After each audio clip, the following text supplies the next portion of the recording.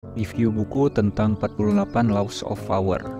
Buku ini berisi hukum-hukum yang sebagai berikut. Hukum yang pertama disebutkan dalam buku ini adalah jangan melampaui master. Hukum ini menjelaskan tentang kamu harus membuat orang-orang di atasmu merasa nyaman, merasa superior dengan cara-caramu untuk membuat mereka puas atau terkesan.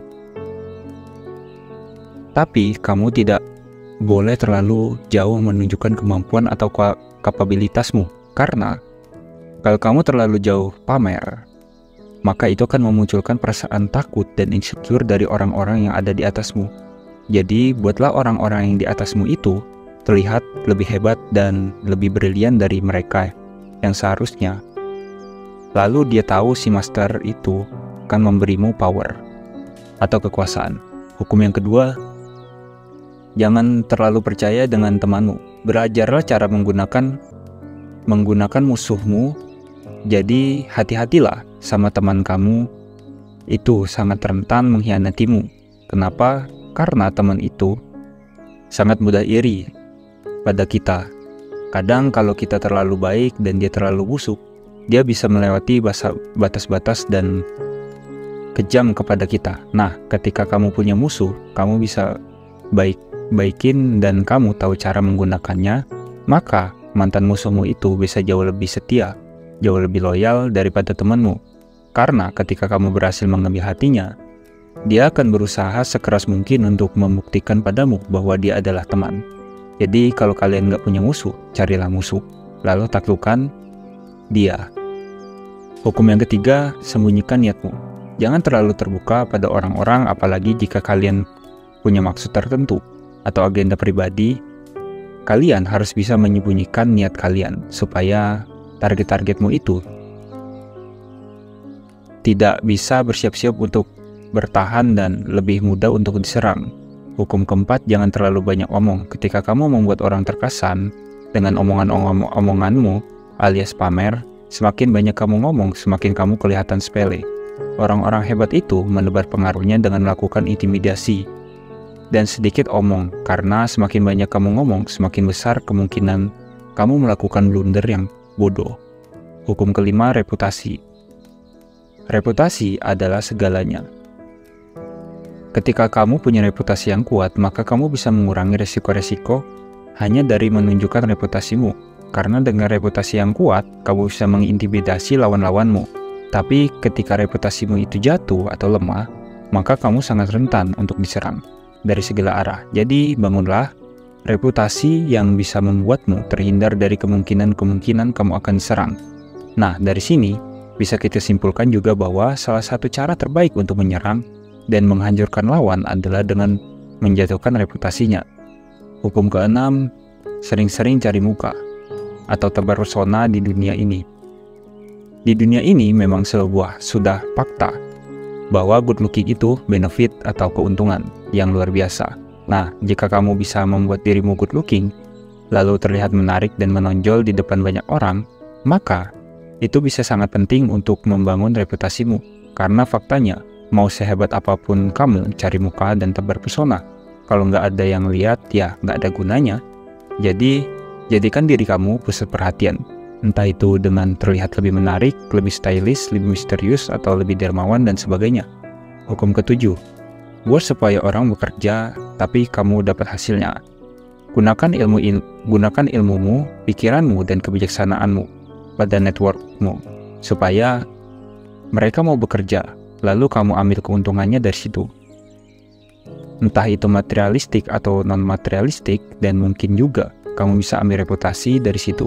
Karena pada akhirnya, kamu yang mendapatkan reputasi dan yang lain akan terlupakan.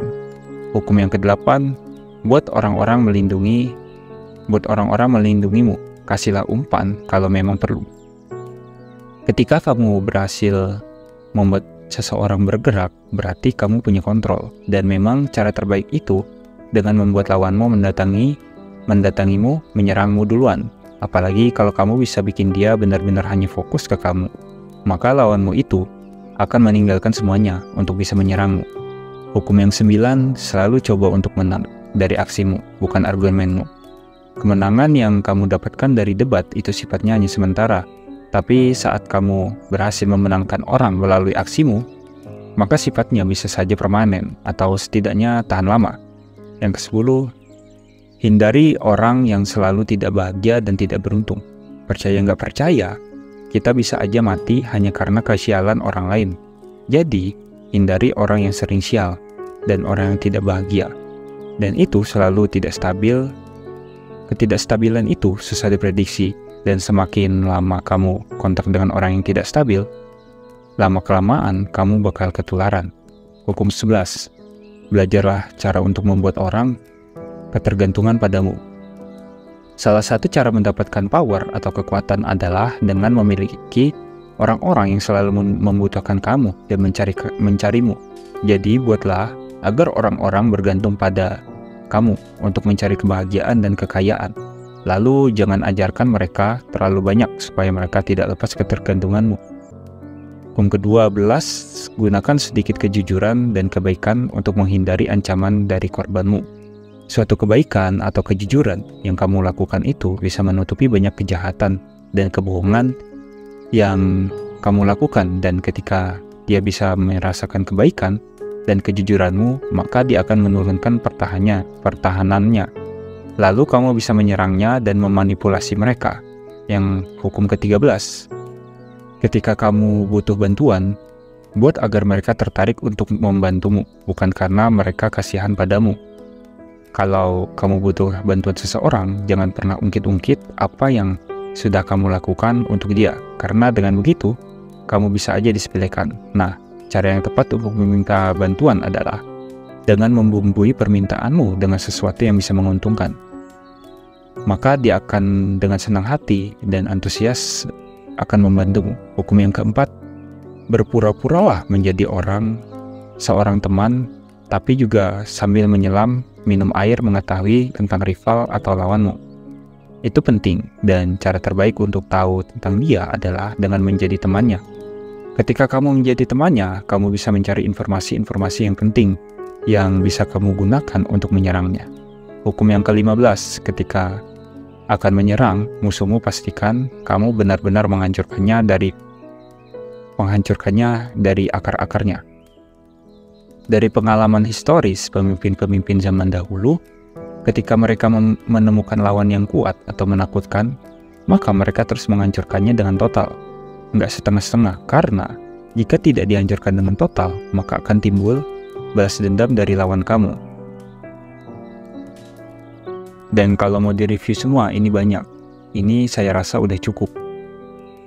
Yang penting kalian bisa paham tentang apa yang saya katakan ini. Jangan lupa like, komen, dan subscribe.